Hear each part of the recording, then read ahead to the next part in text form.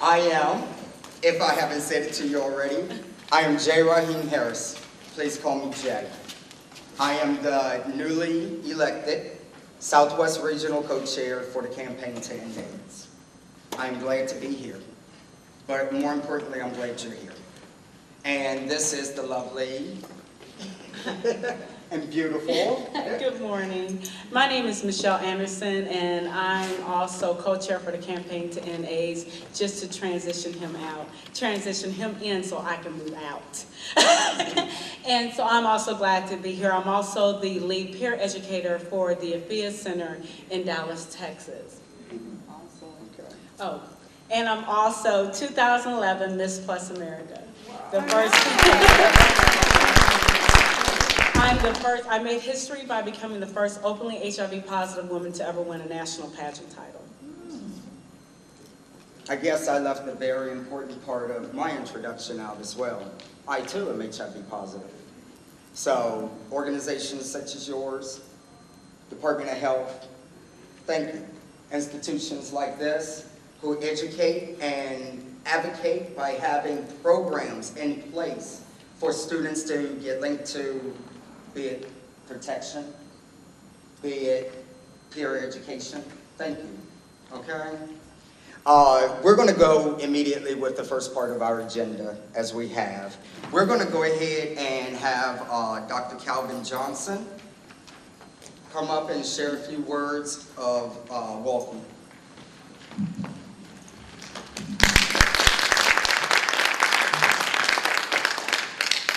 Good morning. Good morning. On behalf of the University of Arkansas at Pine Bluff, I consider it a privilege and an honor to welcome you to the campus here this morning for your summit. I'm hopeful that over the next, I believe you'll be here for 2 days, is that right? Today and tomorrow, that you will have some very positive experiences here on the campus, and that you will have a productive summit. In my opinion, there are not too many things. Matter of fact, I can't think of anything that's more important than health.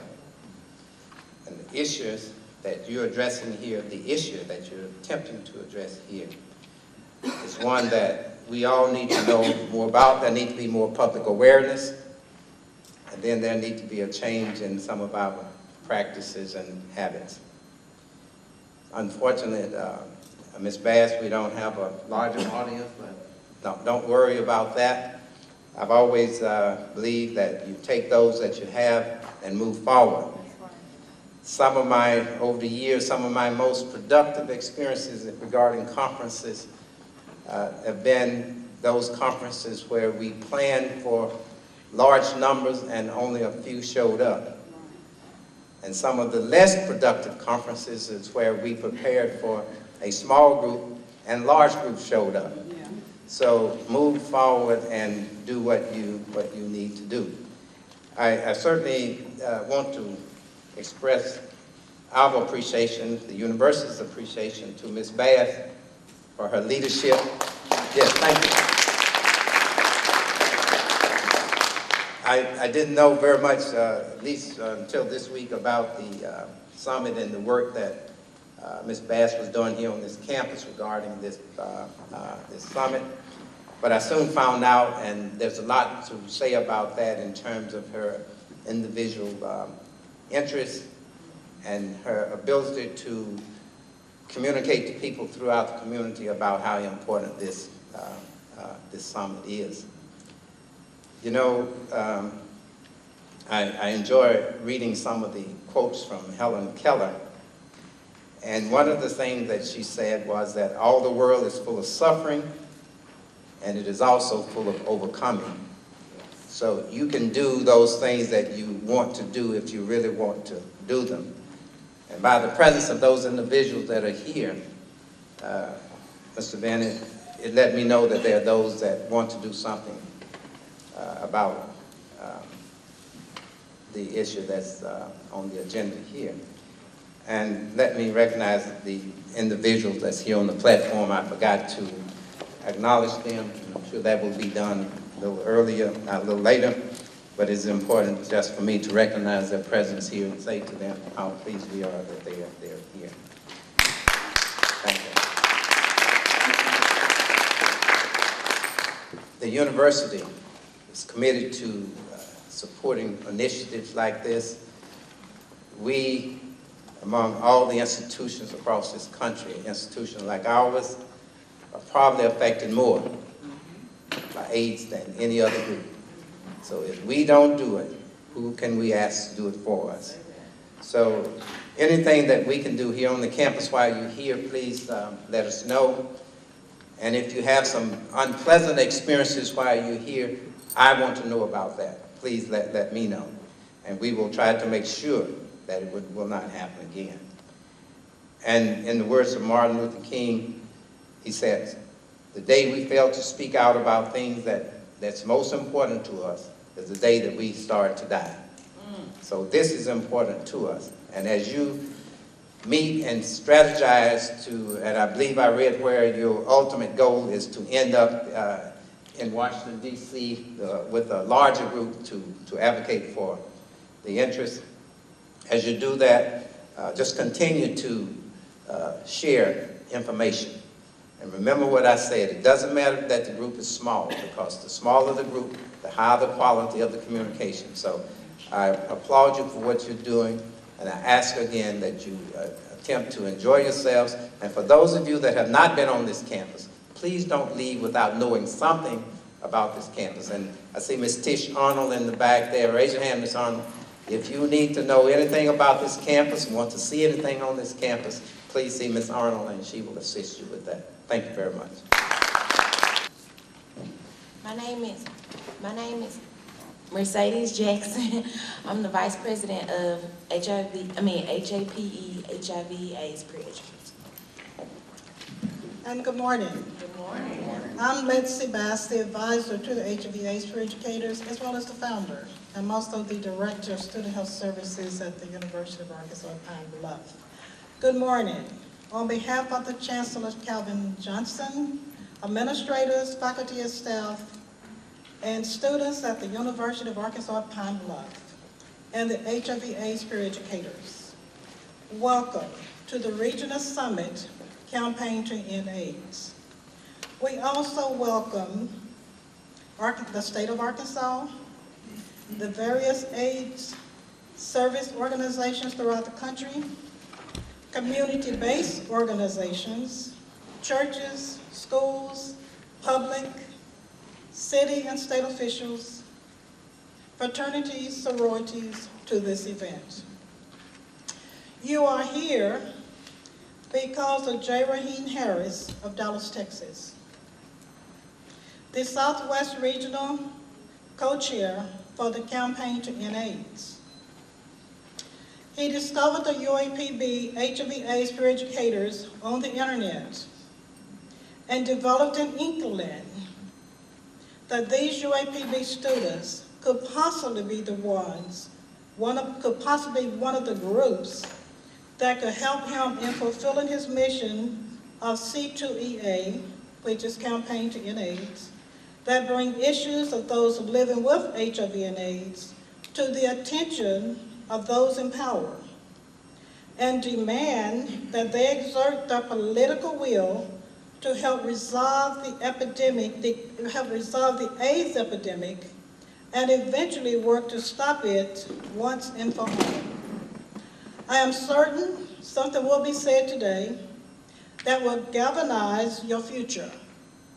Again, thank you for coming out, and you are truly welcome to our campus. The very first contact I made, the very first time picking up my telephone and calling Arkansas, I got her voice on the other end. From there, she worked hard. Don't give me credit, thank you.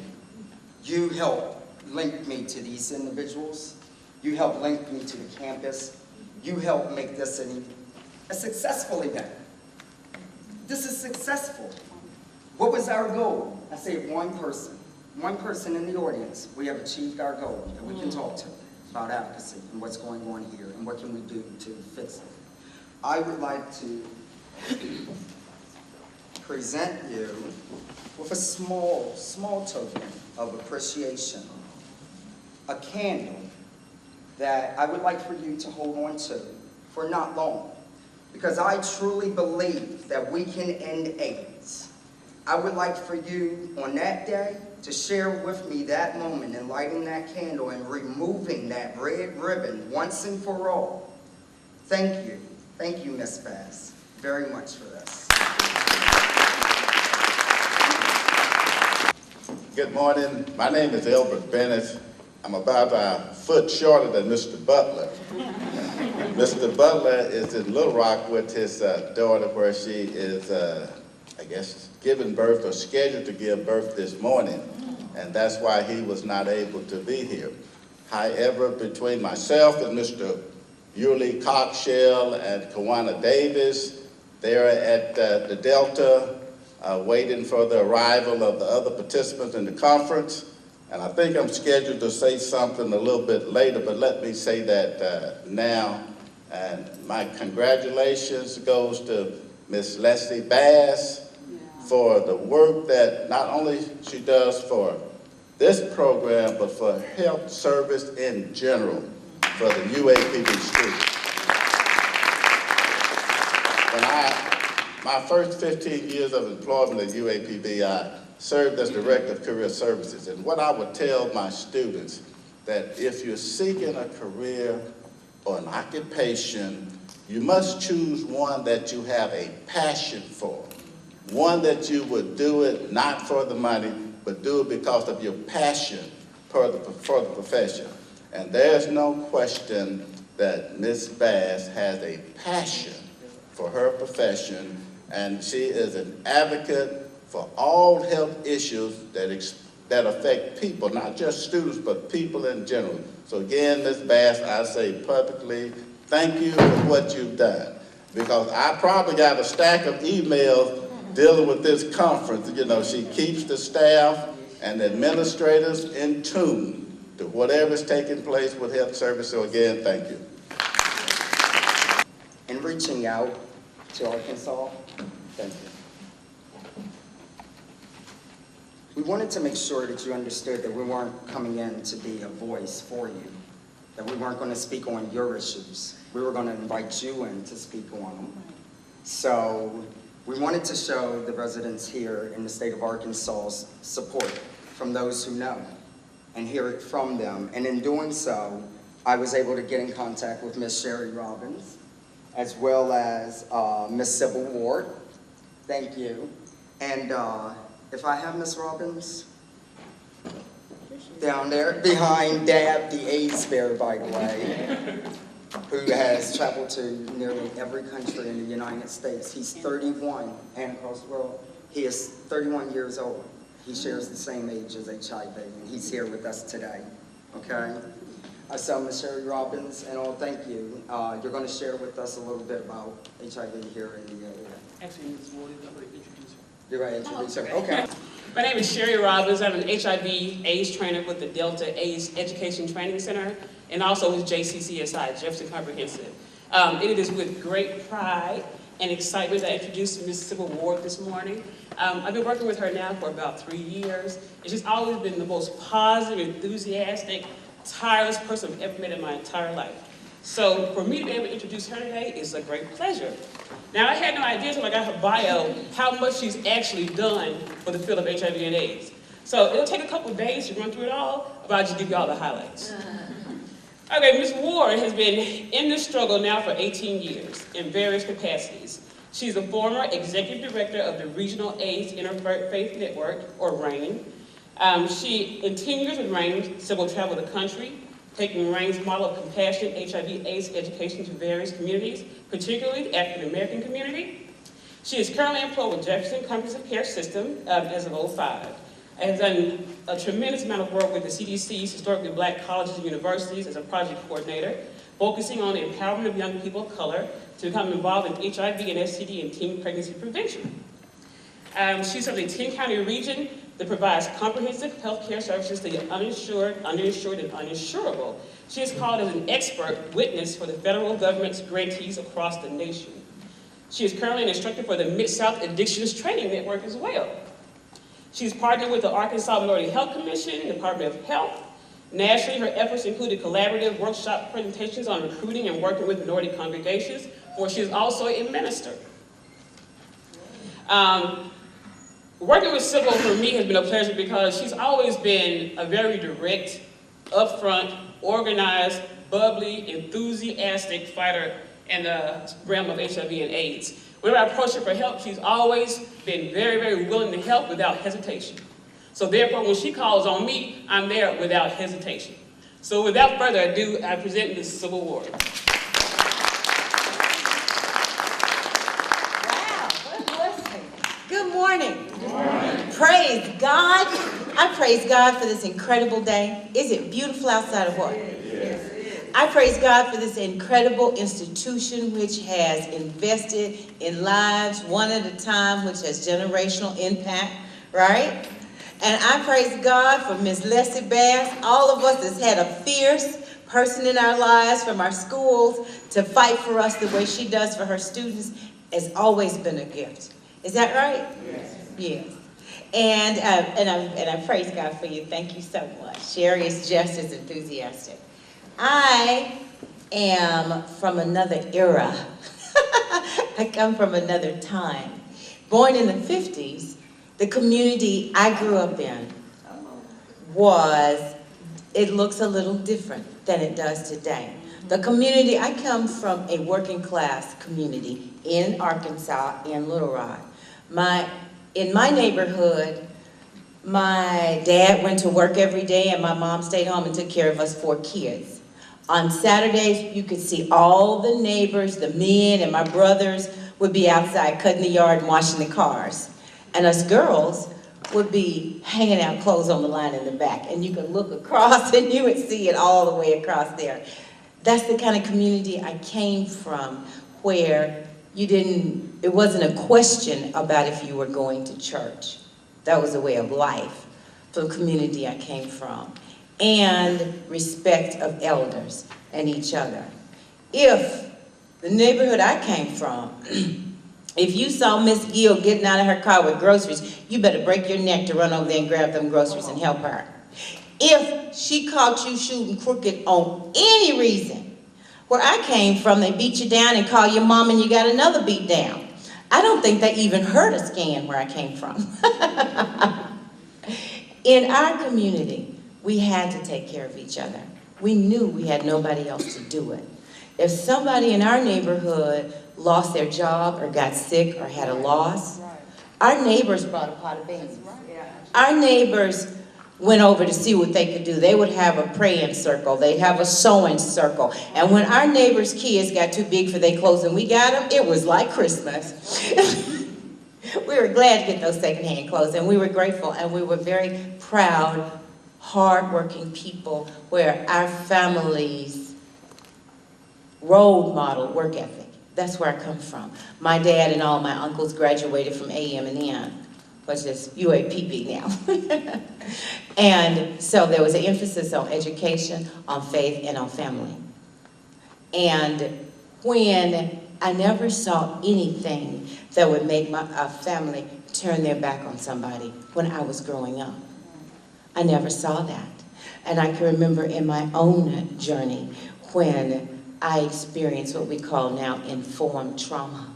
When I experienced trauma that ran so deep in my spirit that I was lost and I couldn't function. And my husband calls it, my family circled the wagons. They prayed for me when I could not. They cared for my children when I could not.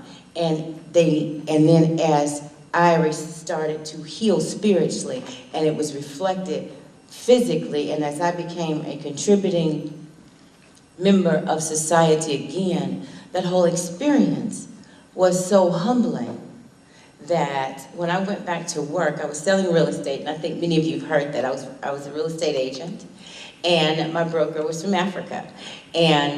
But with my mom taking care of our kids, they were very much addicted to like breakfast, lunch, and dinner. And so I needed to get a part-time job, because if anybody ever sold real estate, you find out that it doesn't matter how long you work for someone or how hard you work for someone, you don't get paid unless they close the deal. So I went to work for an AIDS service agency part-time, because from my own losses and surviving the challenges and the most painful time in my own journey, from being humbled, I developed an appreciation for life that went beyond going to church and knowing about God that Mom and Daddy taught us about, to knowing God for myself, knowing what it meant to overcome the most impossible of circumstances and having a family there. So I went to work for an AIDS service agency, RAIN, and I started meeting people living with AIDS in 1994, before protease inhibitors hit Arkansas. And I was meeting some of the most gifted, loving doctors, lawyers, judges, dancers, singers, housewives, sons and daughters I had ever met in my life. Incredibly beautiful, bright lights that were ending back to back to back because of AIDS-related conditions. It was the first time in my life I'd ever seen anything that would cause a family to turn their back on an individual in their family because of fear, because of stigma, because of all the things that would force us past our comfort zone so that the family could not serve. I remember meeting a young man who was living with AIDS, and his family loved him so much till he couldn't work anymore and they brought him in his home. But they were so scared till when he would talk to them, they would just shake. They loved him, but they didn't know anything about AIDS, and what they did know was ungrounded fear. What they did know was about the stigma that people can attach without understanding the cost to walk in their shoes. I wonder, can I put this down? Maybe not. Being forced to be still is difficult. I like moving around. Okay, this'll work, this'll work. Anyway, I was working at RAIN and I was learning about AIDS and I was learning about people, and my broker was calling and he was saying, "Girl, what you doing over there with the AIDS? You know you need to come back over here with the money. We're missing all this money with you over there with the AIDS." And I was saying, well, I want to come back, but I'm stuck here. I don't know. It's so compelling. People are dying by themselves, and people that deserve compassion aren't getting it. And I'm seeing stuff I've never seen before, and I want to go back over there with the money, but I'm stuck over here with the AIDS. And so I could never go back. And my own journey was changing as I started getting training, and I got the opportunity and the privilege to go and serve and stand with people as their journey was ending with AIDS alone. Because once again, I had never seen that in my life. People were dying alone, and I'll never forget my job at the time. Going to clinical pastoral education was a requirement. So I'm in CPE, and there was a man, and we're talking about 1994, where people were still getting burnt out of their homes and putting out of school here in Arkansas. Where people would lose their jobs and families would be ridiculed and suffer isolation if they were related to somebody living with AIDS here in Arkansas. And like I said, where I come from, Little Rock, the same way it was here in the 50s, we knew we had to take care of each other. But when I was doing my internship at UMS, and we'd be on call for 24 hours, there was a man living with AIDS. And I was so glad. So now I was going to get to talk to him and be there for him, because I hadn't been able to find him. And I went to his hospital room, and he was on a respirator. And he was alone. But I was excited, because now he had to be still, because he wasn't taking my phone calls earlier. And so I was like, oh, I'm just so glad to see you, praise God. And he's on this respirator, and he's going, I said, I know you've been missing my phone calls, but no problem, because you're going to be here and I'm going to be here all night.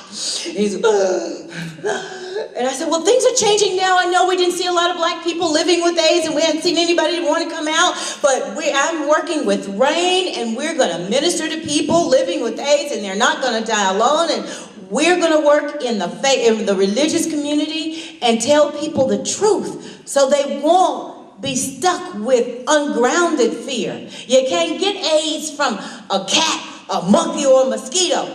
Because if you could get AIDS from being bit by a mosquito that bit somebody living with AIDS, everybody would be infected with AIDS in the South. Is that right? And I said, and I can't wait for you to get better to go with me so we can tell people that love God, that don't know anything about AIDS, who it is that have AIDS. I don't think they know. And he's going, And I said, well, I'll tell you. And so I'm going to ask all of you in here, who in here has a sister? Would you raise your hand? Thank you. Who has a brother? Would you raise your hand? All right. Who in here has a cousin? Raise your hand. I know if you're in the South, you got a cousin. Is that right? Praise God. If one of those people I just named you love, would you raise your hand? Jay, this makes it so easy because that's who's living with HIV. Somebody's child, somebody's sister, brother, cousin. That's who's living with HIV. So I couldn't wait to get in the church so they would find out I could teach how HIV was actually transmitted and how it costs nothing to give compassion to people living with AIDS. And so I'm charged with talking about HIV in our communities, right? And I can remember going to some of the most rural areas I was called because in a rural city here in Arkansas, and they called us in because there was a good-looking man had moved into the neighborhood, and he had slept with 3 or 4 women. And he went to the local health unit to get some meds, and somebody there told somebody that he had HIV. And so then it went to the projects where these women live, and that went to their jobs. All the women this man had slept with, which is 5 women, were called and released from their jobs pending the results of their HIV test. Their children were jumped on every day. And I was called in after the women had got their results, and my team, and one of the women was in the audience, and she said, I guess you could say I was the lucky one. I didn't test positive. I tested negative for HIV, so they've let me come back to work, and I'm on probation for 90 days pending the results of my follow-up test. Now, how many of you know that's illegal? All of you know it's illegal. It's protected by the Disabilities Act, and then there's something called HIPAA. But all of that was illegal. Her kids were beat up every day going home, back and forth to school. She was released from her job, but she was allowed to return. Not all the women were that lucky. And when it comes to talking about HIV and AIDS, and we have to force to get outside of our comfort zone, I worked with many ministers that would talk about AIDS and how I could reconcile ministering to people living with AIDS that were gay. How could I wrap my brain around offering compassion, unconditional love, having a love walk for people living with AIDS? But in my own journey, when I was at the pit, when I was in pain, when I was in the greatest loss, and my family loved me unconditionally, I had learned something about unconditional love.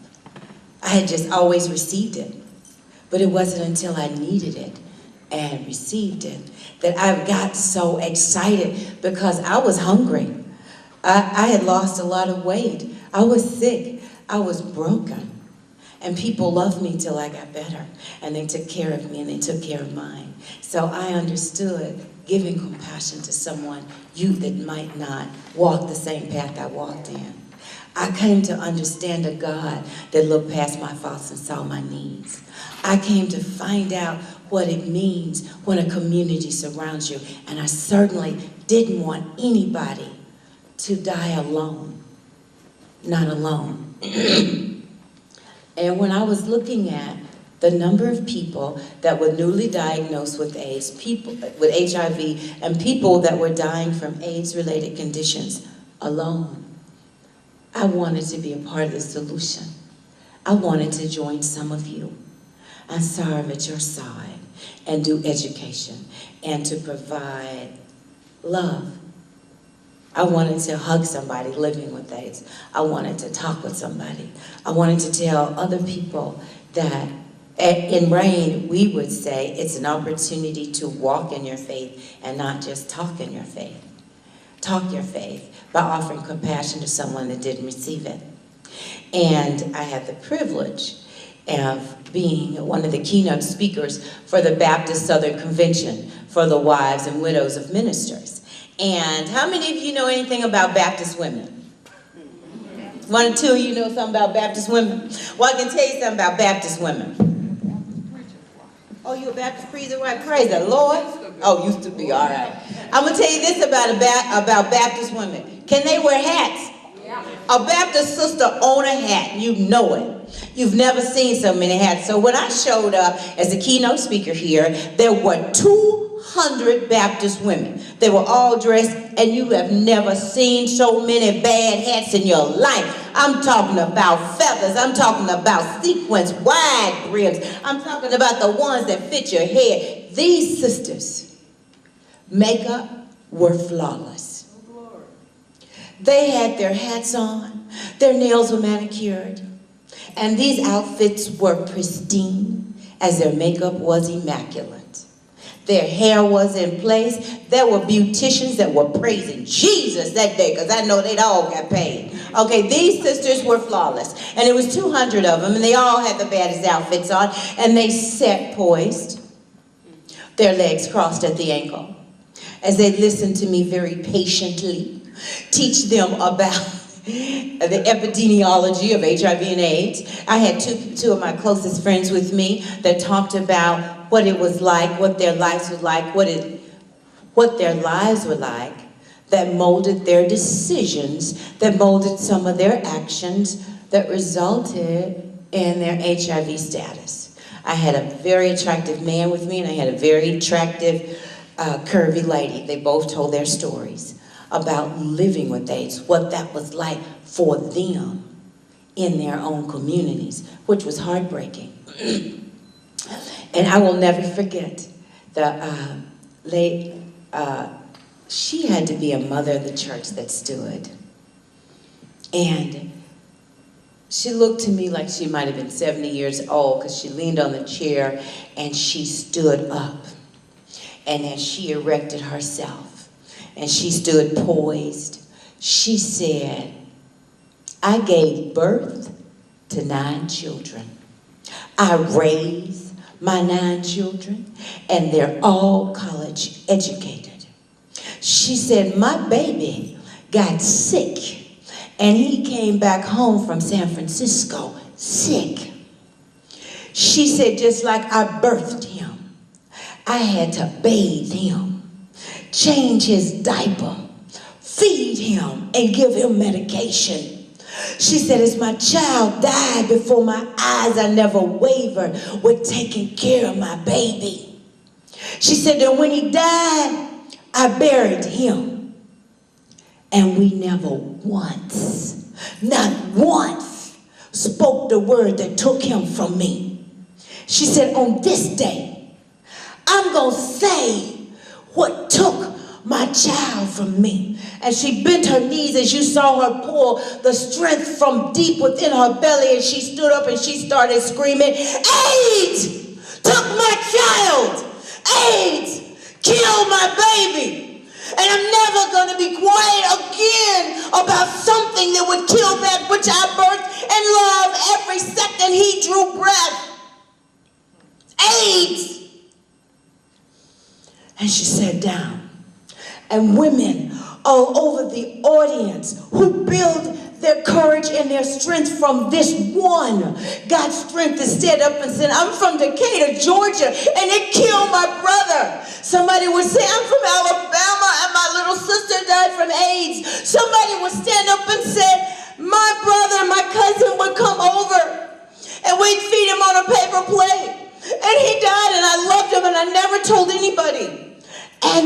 momentum from one that had the courage, that fed the next one, that fed the next woman, and before we knew it, we were there for an hour just as women stood up and declared that never again would they protect a secret that was taken out our community. They would not keep the secret that AIDS took the one they loved from them. They would not shy away, but they would be bold in their convictions. As I stood with them in solidarity saying, we do not protect a secret that has been done, the wildfire roaring through the backyards of the black community. And we dare not say it because we need to keep our facades in place. It's way too expensive to pretend somebody died from cancer when HIV is preventable. We cannot afford our comfort zone. We must get outside of ourselves and have some real conversations, have some real dialogue, which is very evident when you look at how progressive UAPB is and its leaders in regard to promoting HIV awareness, because HIV is preventable. I was called to do a full school assembly in yet another rural area, and Lepanto was the name of it. I remember the parents hit the roof. No, I'm not going to have that woman coming in here teaching our kids how to have sex. I'm like, are you serious? I'm not a stripper. I'm a woman of God. I'm not trying to teach nobody how to have sex. And if I was a stripper, that wasn't what I was coming for, right? I want to teach you about HIV prevention. And they kicked up so much dust. So I asked humbly, would the parents allow me to buy them lunch and teach them what I want to teach their kids? The parents had so many questions you would have thought I was coming for them. They had no idea that you could actually have unprotected sex, get up and repent, and still be infected with HIV. Okay? It's so serious across this nation, they actually have a category of risk called church girl. 5 minutes. Wow. Okay. Anyway, let me say this. The parents said I could come, and when I got there, the principal said, oh, we're so glad you're there. We have 417 students in our whole school, and 200 are parents. 200 of the 400 kids that were at the school were already parents. So, what was it? It was the stigma. It was the miseducation. We had been taught from the media that it was them that had AIDS and not us. That it was gay white men that had AIDS and not us. Nobody told HIV to stay in a corner. But if it had stayed in a corner, as I am blessed with 3 sons, there's nothing that affect my sons that I wouldn't fight with every strength of my body, my blood, and tears to protect my 3 adult sons. All of us usually have someone in our family we love, and there are also teachers in our families. Teach us how to forgive. Teach us how to be tolerant, especially since we need forgiveness and tolerance our own self. In the South, we've always been famous for our hospitality. I have traveled all over the South, and they are some of the most compassionate, loving people you will ever see. It's critically important, as I look at most of you, which have dedicated your lives to bettering the lives of others. I see some very strong, courageous pillars of the community. As obvious as you sit here, it's critically important that you be encouraged to keep doing what you're doing. For people living with AIDS, they are just that immensely valuable, precious individuals. I know a number of young women I've worked with living with HIV that would cry when I would hug them and tell them that They were valuable, priceless, the masterpiece of our Creator. I am so grateful for Jay Harris and his team as we follow a part of what the national strategy has been in regard to HIV and AIDS, and that's what they determined at the National Minority AIDS Council, that this would be the generation that could eradicate HIV and AIDS. We have what it takes. We have what it takes, particularly if we choose to build each other up, as opposed to tearing each other down so we can feel better about ourselves. Our oppressors have taught us enough. We need to empower each other and love each other and continue telling the truth, starting at your kitchen table. Is that right? Right. Start at your kitchen table. Right. And then we need to share it and nonstop. I'm so grateful to have the chance to be here with you today. Boy, that was a fast hour. Okay, thank you so much. Do you have any questions? Probably not. These are some of the leaders in our community. And we thank you all for being here. We came to get the discussion started. Thank you.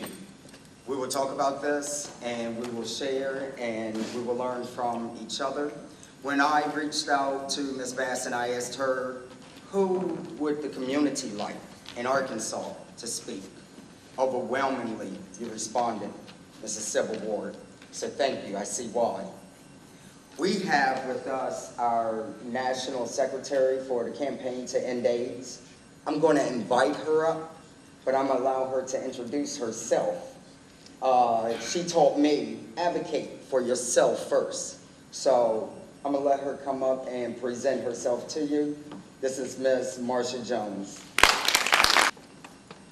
Good morning. Good morning.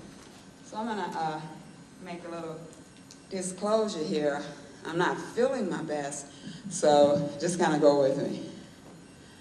I don't know what's going on. You know, it's like, it seems like whenever you have something, you kind of know when you're doing what you need to do. First of all, I want to commend you. I hate it when I have to come up behind people like this. Absolutely hate it. But you know when you are on your mission and on your journey, and you know when you're about to do what it is that you need to do. I don't want to offend anybody because everybody in here may not be believers at that same level, but you set the stage. But whenever you're getting ready to do what it is that needs to be done, the enemy will always try and come in and attack. And he will always, or she, whomever, however you look at it, will always try to attack in that place where it feels like you may be your weakest. So I sometimes struggle with being a little anemic and protein. I know I don't look like it, but I'm a little anemic, protein deficient. So I tend to get a little tighter than I should get. But we're going to press through this. We're going to do this thing. And I have enough people here with me that if I should fall short, we're going to take it up. So Jay wants me to introduce myself. I'm not ready yet for that part. That's Michelle. I couldn't breathe if Michelle wasn't there. She helps me to breathe. This is my assistant from our organization. But Jay wants me to introduce myself, so I would definitely introduce myself. And I'm probably, I think I had said when you were talking, I'm a church girl too, so it's kind of hard for me to stand still. I'm not a minister, but I used to teach a whole lot of stuff in church, like Sunday school and all that kind of stuff, so I'm used to walking around. But my name is Marsha Jones, as I had already stated, and I'm the National Secretary for the Campaign to End AIDS, and I will go on later to tell you what the Campaign to End AIDS is and what we do. I am also the Executive Director and the founder of the AFIA Center, HIV Prevention and Sexual Reproductive Justice. And at the AFIA Center, we are a women-centered organization. Our target population are Black women. I don't apologize for that. Some people say, well, you need to say women of color. And I said, well, you know, women of color is nothing but a political statement. No, we're talking about Black women, because if we start talking about women of color, Black women are going to get left out of the conversation again.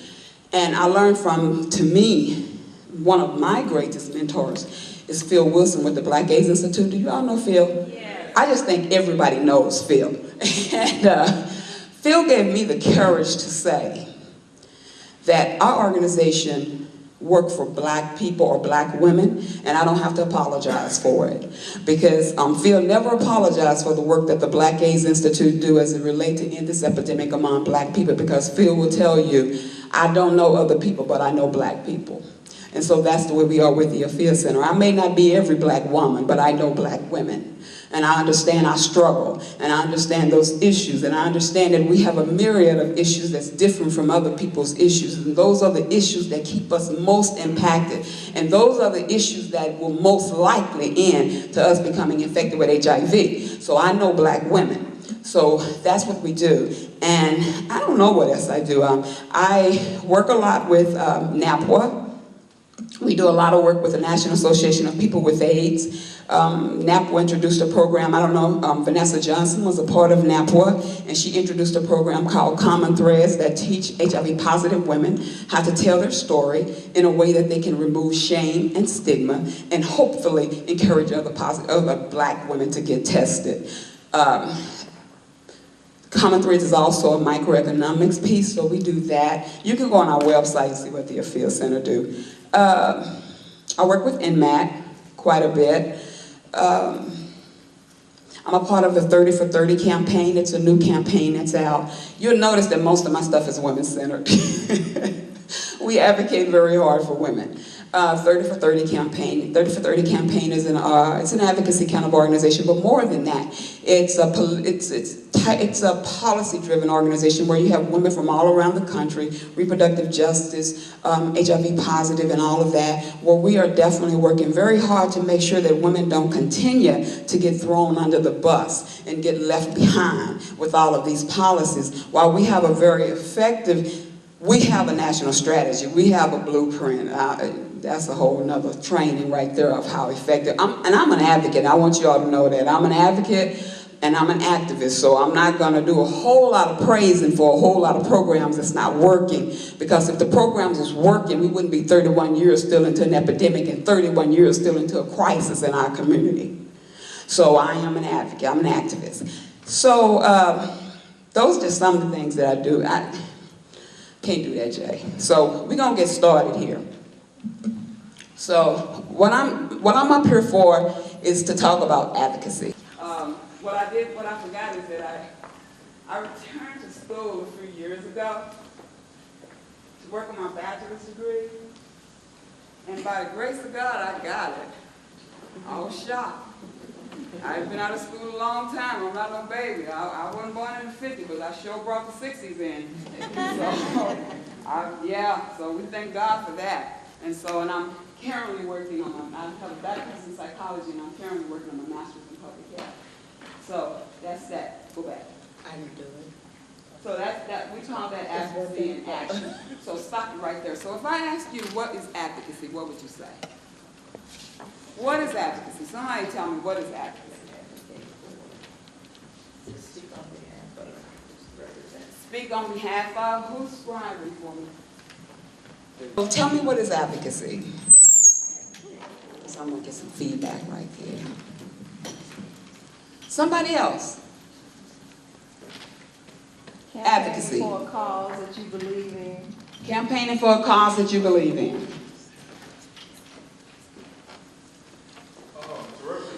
Say your name for me too, because we don't, so everybody will know everybody. Hello everybody, I'm Cameron Williams, but advocacy could be to represent something that means something to you in a positive light. Okay. Anybody else? I'm Dr. Craig with the Jefferson County Health Department. I think it means to promote, to be behind something, and to try to reach a goal by speaking for something. To promote, to be behind something. Anybody else want to hit that down? I want you to hit that down for me to go to my definition for advocacy. Is it working, Michelle? Yeah. Okay, go down again. I didn't do that, but we run out of time. Go on. Okay. Everybody, I believe, was absolutely right. We were absolutely right. But it's always good when you're in a room full of people to have one solid definition for whatever it is that you're doing. And so advocacy is a tool used to create social and political change. Advocacy is creating a voice and visibility for people who feel as though they do not have voice and are invisible. Pen.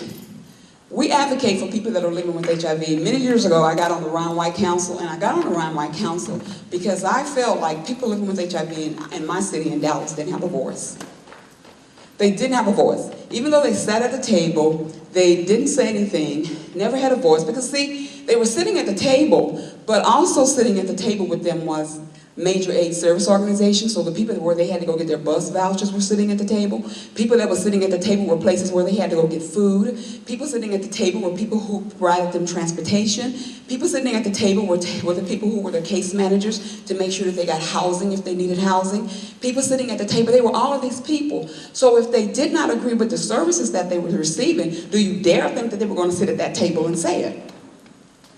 Even though we said there's a grievance process and all those things can happen if they dare not give you services because you disagree with something that they do. But the reality of that is this.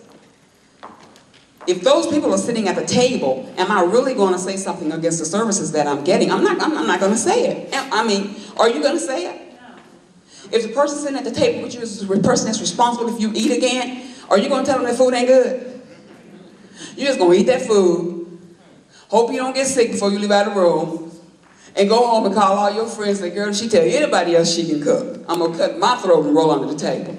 So, advocacy, go back. So advocacy can shape public opinion. So I mean, the heart reason why we do advocacy is to give voice and visibility. But now the real reason why we do advocacy is to shape public opinion. Doesn't necessarily mean we're going to change policy. But we can change policy when we advocate. Effective advocacy will require coalition building. I'm not the best coalition builder because I call a spade a spade. So a lot of times when I'm in the room, spades know they're going to get called out. Jay is a very good coalition builder. But you need all of that. You need me sitting in the room to call a spade, and you need Jay to bring the spades to the table so that I can let them know that they're spades so we can get them to another place. Because we want to change some stuff. And it doesn't always necessarily mean you're going to agree. I don't agree with everybody I sit at the table with. But we do agree with one thing, and that is we want to end this epidemic.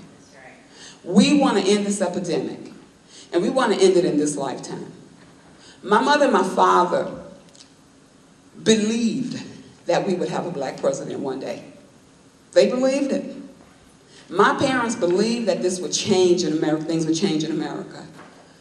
My father didn't get to see it, but I remember sitting, my mother was sick and I had the joy, the pleasure of being able to take care of her until she transitioned over. And I remember one night sitting in the floor, it was in August of 1980. It was the campaign before President Obama became president. And he was speaking at the Democratic Convention. And I looked at him, and I listened to him, and I was laying on the floor with my mother was in the bed, and I was laying on the floor by her bed, and I sat up, and I looked at her, and I said, Mother, that's the one. They're positioning him. They're priming him. They're getting him ready. He's going to be the first black president. And I didn't know it was going to happen that quick. But I told her that because I knew it. And she looked at me, and she had gotten to a point to where she really couldn't speak anymore. She always called me sister. And she looked at me, and she said, Sister, you think so? I said, Ma, I know so. And she smiled. She didn't get to see him be president, but she knew that he was the one. She knew it could happen. She knew that it could happen.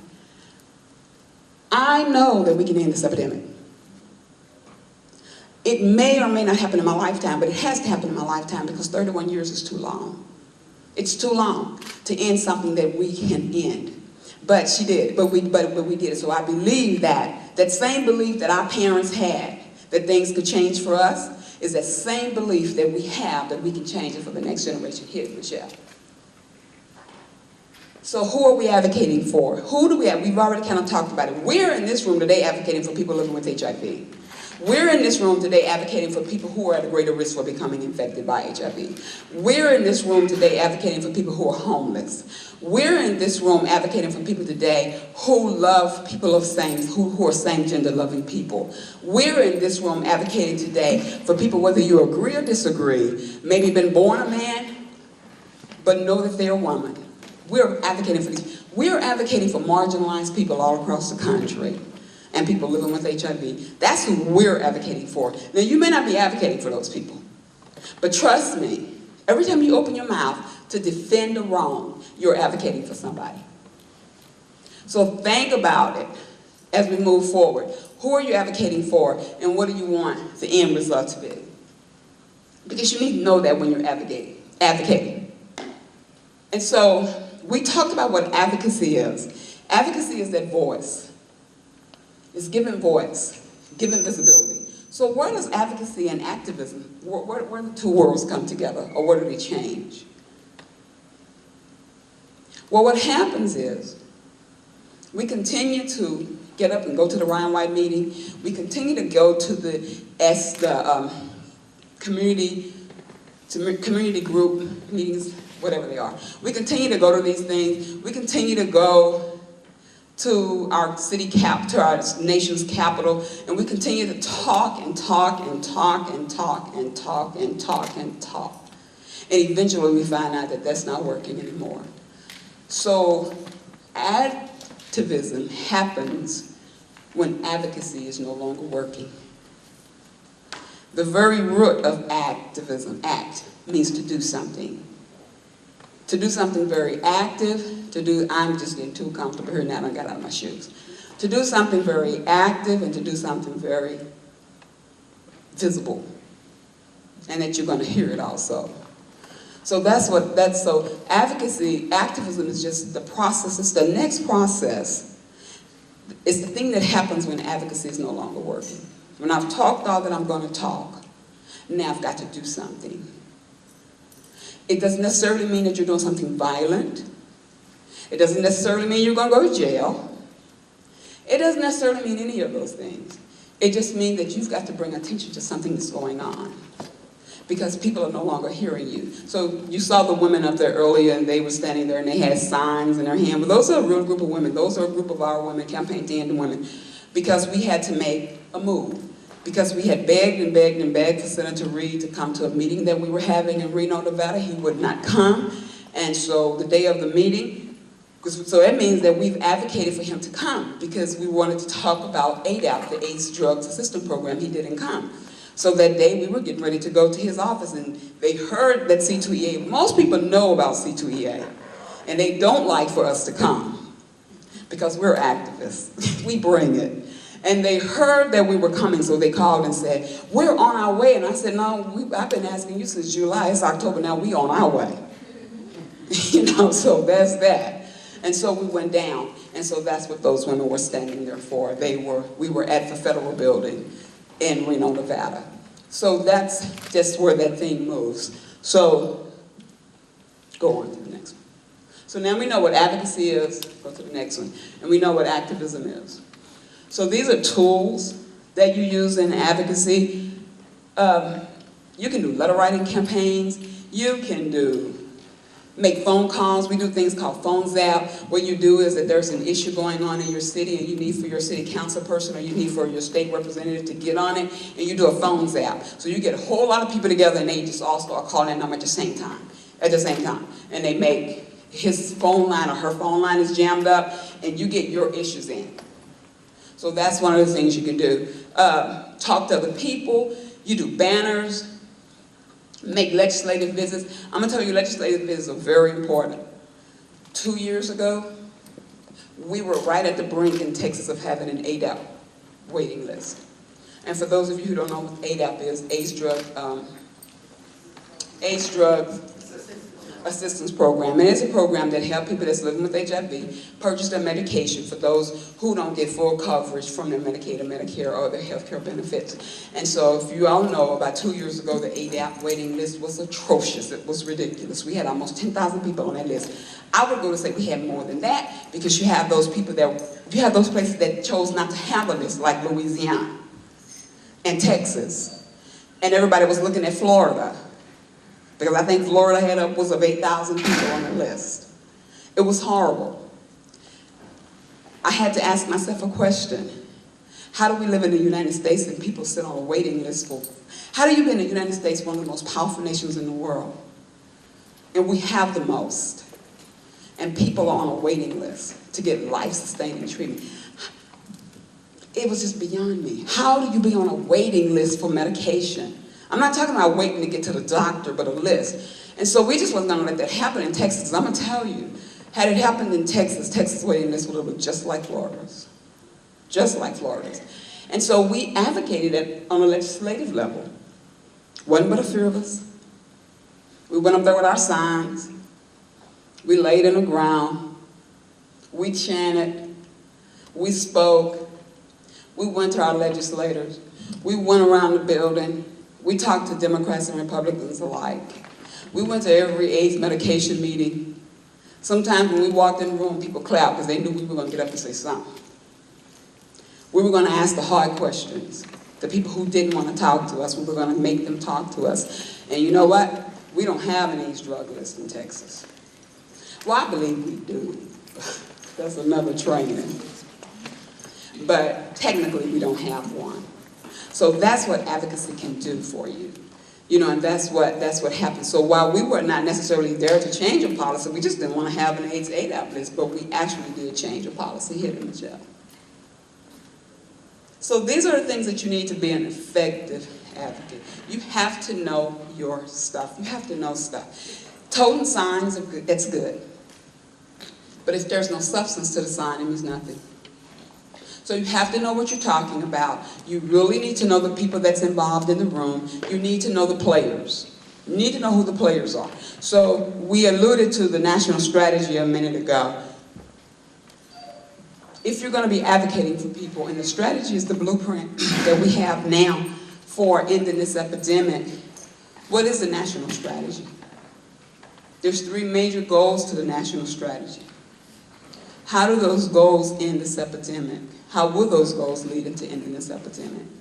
How do you write into your programs to get funding so that you can, because you got to advocate for funding too. How do you end this? How do we end this epidemic using those things? The National Health Care Act, or Health Care Reform, or the Affordable Care Act. What do you know about that? How knowledgeable are you about it? Back to the national strategy, I would ask this question. Is there a statewide strategy in Arkansas?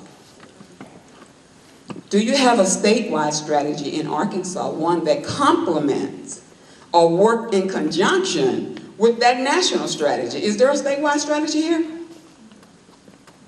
Is the state AIDS director in the room?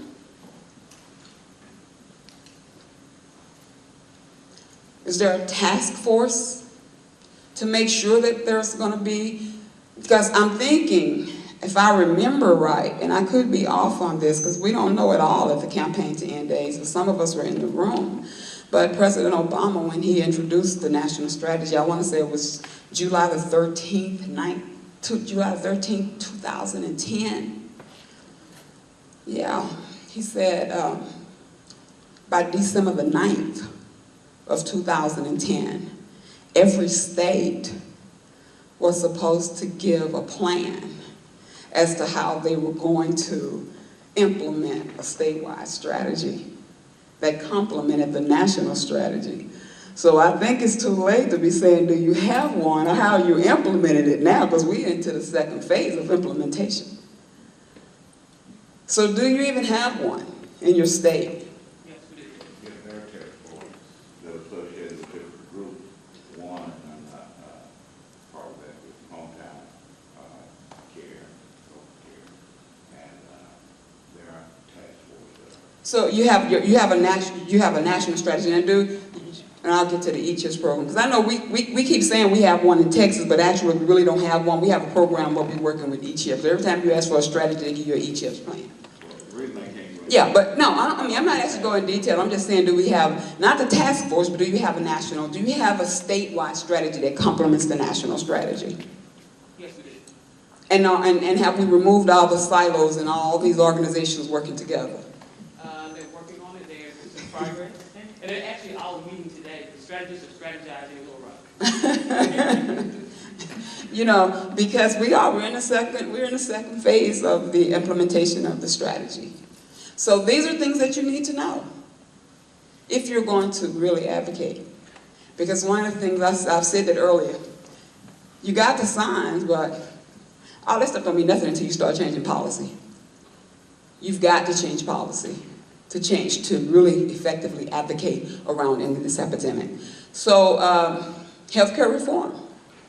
What is that going to look like? In the face of, Ryan White Care Act, or Treatment Modernization Act. What is that going to look like in the face of healthcare reform? Will we still have Ryan White? Will we still need Ryan White? Who's going to get benefit from now, Ryan White? Will Ryan White ever become an entitled program, or will it just remain a discretionary program at the discretion of every political party that go in the House? Will it ever be fully funded? Do we need it to be fully funded because we got healthcare reform? Or do we go back to Ryan White being what it was from the very beginning? Or what it was intended to be? You got to know that stuff if you're going to advocate. Very important that you know those things. So, hit it up. So that whole piece was on being knowledgeable about what you're doing and knowing the people in your state. See, I don't know the people in Arkansas, but I know the people in in Texas. I know them. They know me. We know them. They know us. We know our AIDS health director, you know. We know the guy over our ADAP, our medication program. You know, we have those conversations with those people because it's very important. Hopefully we know how our Ron White funding, who shepherds our Ron White funding, and how that money is dispersed. Hopefully we know those things also. So then I'm going into campaigning in AIDS, who we are. I know that sounds backwards, but in order to really understand the campaign to end AIDS, you got to know why we do what we do. We're advocates, we're fierce activists, and we're a grassroots organization. First of all, we ain't got no money, we're a grassroots organization. If you know anything about grassroots organizing, we ain't got no money. No money. No money. So when you get ready to be a grassroots organizer, understand, no money. When you start your campaign to end AIDS chapter here, if you should start one, I'm sure there have already been one. And if you're going to reestablish it, remember, when we were here, when we started in 2005, we didn't have no money. And it's 2012 and we ain't got no money. Because grassroots organizers usually don't have any money. But it's the greatest thing in the world that you can do. And my favorite definition for grassroots organizing came from the most not favorite place. When I went back to school this time, and I learned that I thought that there was this great website called Wikipedia. So I would go to Wikipedia and do everything till I got those papers with those big red marks and all that kind of stuff on it that said, don't you ever cite a source on your paper from Wikipedia. I thought that was the bomb. You put something in there and all that stuff was there. Thank you. See what I'm talking about, Michelle? She taking care of me. I thank God for that girl. But Wikipedia had this great definition for grassroots organizing. And it said, ordinary people doing extraordinary things. And that's what grassroots organizers are. They're just regular people. Just me and you. There's absolutely nothing famous about me. I don't have nothing major going on. I happen to hang out in a room with people who hang out in a room with other people who may know me from time to time. I have a big mouth. Most people know me, these darn dreadlocks, and I used to have long fingernails, and people knew me from there. I go to meetings now, they go, oh, you cut your nails? Yeah, I'm over 50 now. I need to cut them. That's not cute no more. And so, yeah. So, there's no glory in this. I don't get paid. I haven't had a paycheck in probably since 2008. So there's no glory in this. There's not whole lot of stuff happening with this work. I've had the opportunity to meet the most wonderful people in the world, but that's it. So grassroots organizing is that we just take those plain people, train them, mobilize them to advocate around issues that not only affect them, but that affect the world. Grassroots organizers can change the world.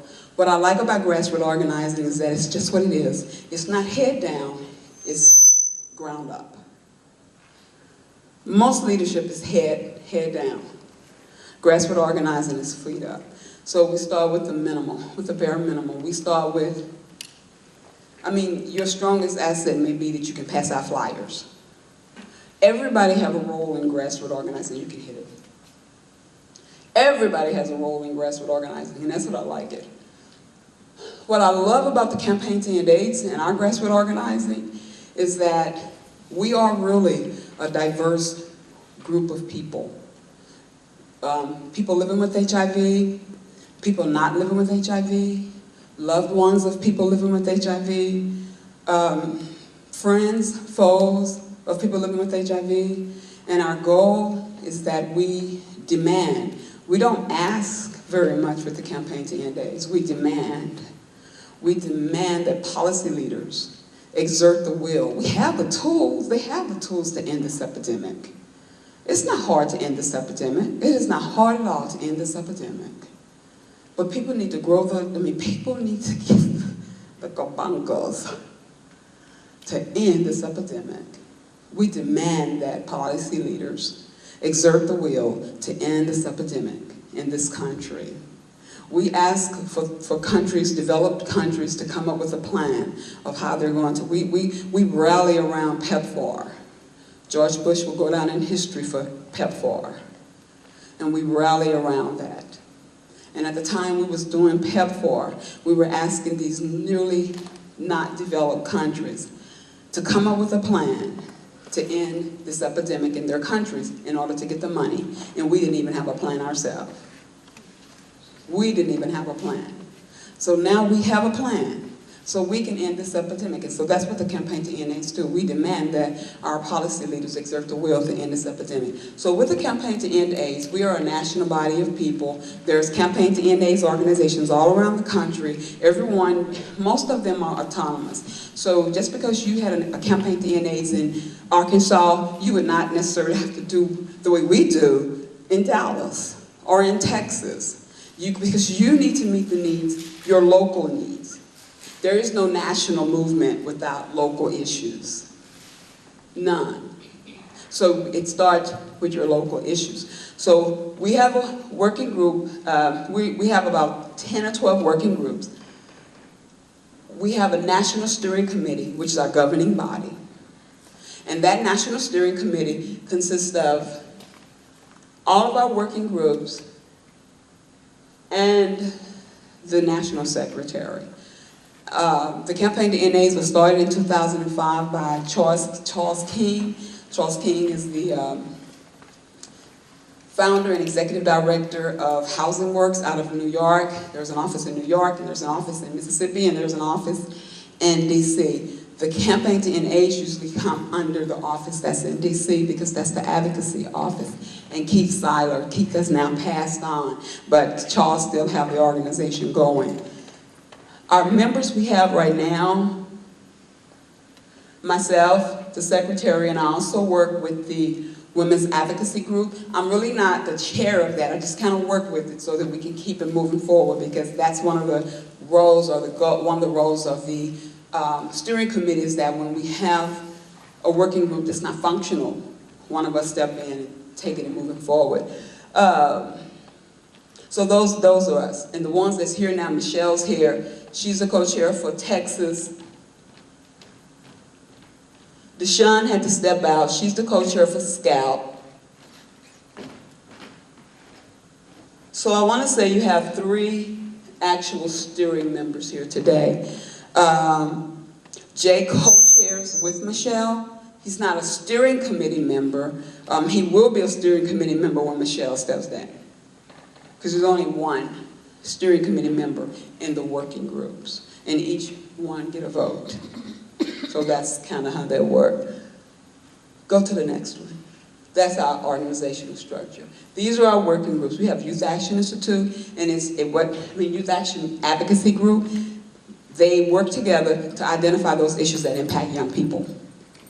Every year we get a group of young people, we bring them to a designated area, and we teach them in a 7-day camp called Youth Action Institute, and we teach them how to advocate around issues that impact youth. Right now they're working on housing, because it's a big problem how young people age out and transition into permanent housing. So they're looking at housing, looking at a lot of issues around young LGBTQI young people.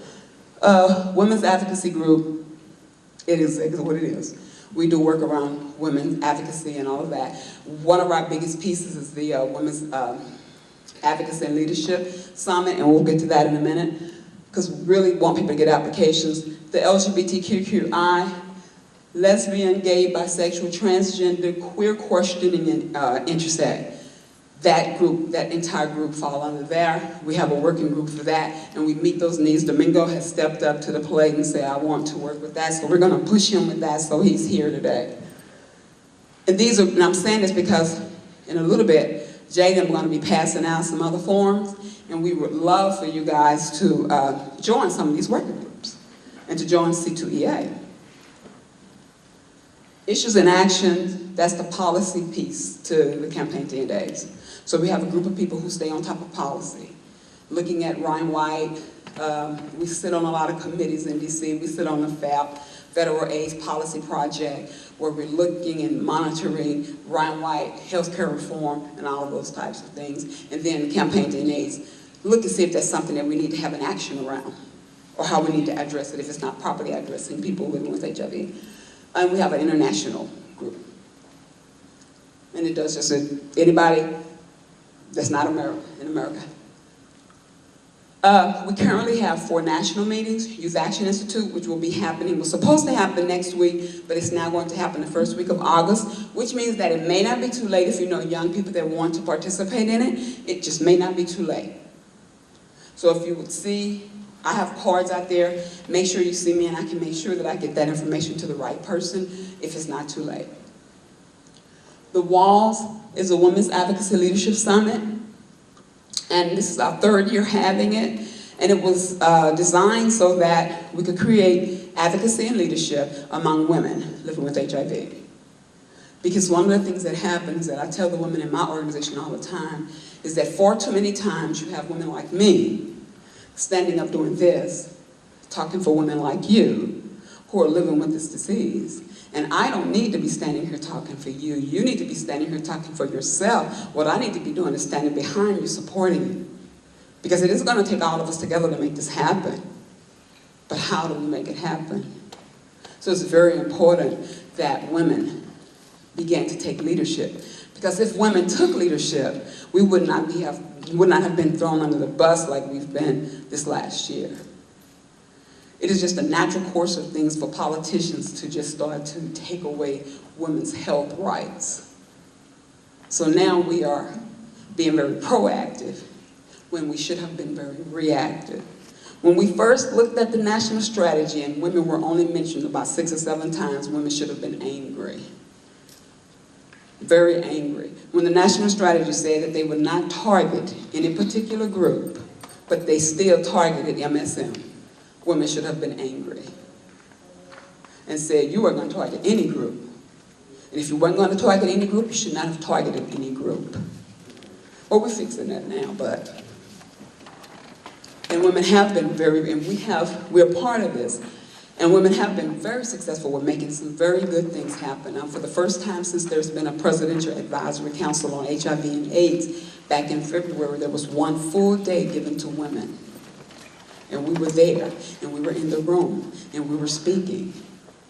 Last month, I want to say that there was a resolution passed for women that when we look at the national strategy, when we come up with this 2nd phase of implementation, there's some very specific things that's going to happen around women's issues that include women's reproductive health care.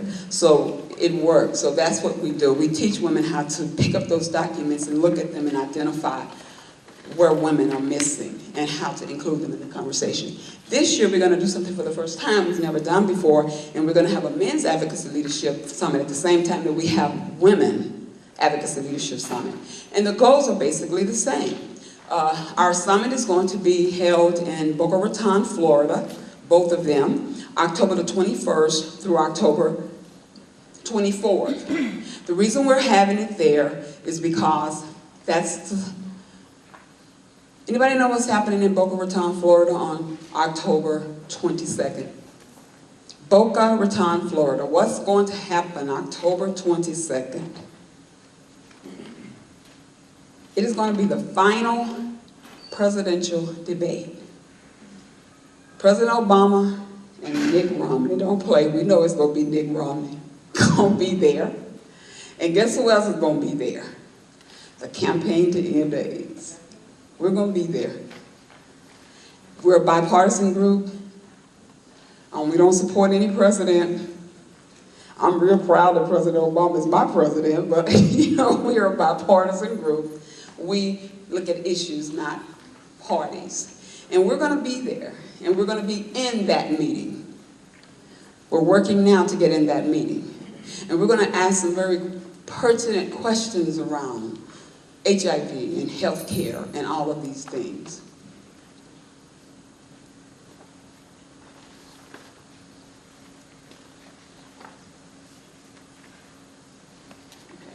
Green Corvette.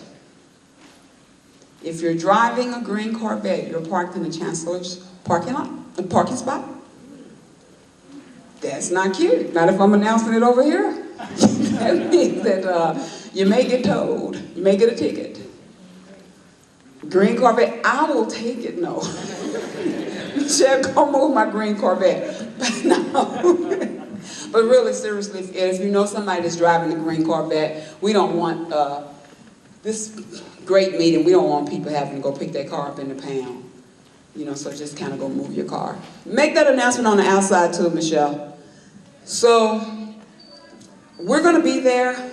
We're going to be voicing those concerns of people living with HIV. And we're going to do the same thing we did in 2007. We're going to ask President Obama, you know, because we were very instrumental in there being a national AIDS strategy. Because we started talking to him in January of 2007 in Myrtle Beach, South Carolina, or maybe North Carolina. And we wanted to know, if you become president, will we get a national strategy to end this epidemic? And he said yes, before he ever officially announced that he was going to run. He said, yes, if I become president of the United States, we will have a national strategy. We came back to him in September of 2008 at the presidential debate in Oxford, Mississippi.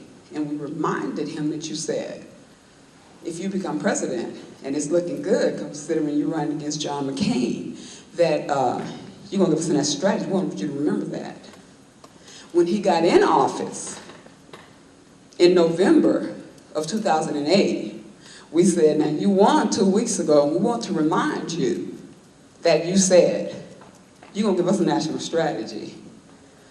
And then 100 days after that, right after he got the inauguration, we came back and we said, you're officially in the door. We need our strategy. We kept saying that. And in 2010, when he presented the strategy, we said, this is not what we asked you for. There is a strategy, but it is not nearly as aggressive as it needs to be. This is not what we asked you for. Now, what are we going to do about you getting us what we asked you for? And he continued to talk. I don't know if you guys seen the video, but there was this white guy with a long blonde ponytail, and President Obama was given the strategy, and he said exactly what I'm saying. It's not going to work. This is not what we asked you for. They were about to take him out. And President Obama said, no, let him stay there. He's good. And when it was over, he and President Obama went and they spoke about it. But that was our fearless leader, Charles King. We don't mind saying what we got to say in any room. And I think they invite us because they know we're going to do that. Because there's always somebody in the room that want to say what we can't say. So that moved another conversation. So we were then very instrumental in at least giving an opinion around the vetting for the next president of the National Office of AIDS Policy, which at that time was Jeff Crowley, because Jeff had been an advocate for years around HIV issues. Well, Jeff is now gone, and now we got this other guy. We've had a couple of meetings with him, Grant Colfax. I'm not completely, I don't have a lot of confidence in Grant, but that's okay. We're going to work with him too, because we're going to keep saying, Grant, that's not what we want. But these are the things that you do when you're an advocate, and this is what we're going to do in Boca Raton. We're going to be there, we're going to be in that room, and somebody, I can guarantee you, be looking at it. Somebody with a t-shirt on won't look like this one, but it's going to be a campaign to end AIDS t-shirt sitting on that front row somewhere. Or we'll just stand up in the middle in the back somewhere and just disrupt the room. You know, you can do it either way. The bottom line is we're going to ask these questions. Because if we intend to end this epidemic, it's going to take strong advocacy, it's going to take strong advocates, it's going to take strong activists, and it's going to take people who have courage. You have to have courage to do this. I don't ask everybody to be crazy like I am with it. I'm not asking you to leave your job in corporate America. I'm not asking you to do any of that. But what I am saying is find something that you can advocate in and advocate in it very strongly. But all of this is tools and advocacy. And we do a stand against stigma, and it is just what it is called, stand against stigma. And the idea around it is that we work with communities of faith, because the communities of faith is where stigma is really driven, especially in our community. If it comes from over the pulpit, we buy it. I don't care what it is. If the preacher is preaching it, we co-sign it. You don't, I hear you, neither do I. I used to be a Baptist preacher's wife. No, that ain't got nothing to do with it. But we co-sign it. And then think about this. Every major thing that has come through positive in the black community started at the pulpit. The black church has been behind every major successful move, even before civil rights. The black church was always making things happen in our community. But the black church has done a piss poor job with HIV. Stuck in stigma. Have done a piss poor job with it. I say in Dallas all the time, if another black preacher died from an unknown cancer, I'm gonna scream. So if y'all see me running down the highway screaming, I want y'all to say that very popular preacher in Dallas died from a cancer nobody never heard of, and he was never on anybody's TV show. Because when you get stuff that ain't nobody never heard of, everybody wants you on TV so they can hear about it. And when you got the best HIV/AIDS treatment center in Dallas, Texas, and you're going to Houston to get treated, and you're not going to the cancer center, but you died from cancer. Help me to understand that, Jesus. But see, I'm saying that for a reason. I'm saying that for a reason. We got preachers dying in the pulpit from HIV, and they're not talking about it. We have deacons sitting on the deacon board. We just want to say everybody is on the piano and directing the choir. Where they usually going with, anyway, that's another story. But yeah, they are playing the piano. Thank you, and you're not going to tell me that that preacher don't know that that boy's gay. And you're not going to tell me that. But then when that boy comes in sick, and he's dying, then you want to hide him away and put him away in shame. Because you don't want anybody to know that you got somebody in your church that's dying from this disease. See, we've done this from the very beginning. Because all my friends were musicians in the black church, so all of them dead. Literally, I have no friends left from the 80s. They're all gone. That's part of the reason I do this work. Because they had to live in shame and die in shame. And they would not have died if just their church would have accepted them. Just their church. It didn't matter about everybody else if just the church would have accepted them. We talk about people losing their jobs. Countless of black musicians around this country lost their jobs when HIV came into the world, because nobody wanted to be associated with it. So the church has not done well with this disease. So Stand against stigma is giving them a chance to speak out in your church the third Sunday in August and say something in support of people living with HIV.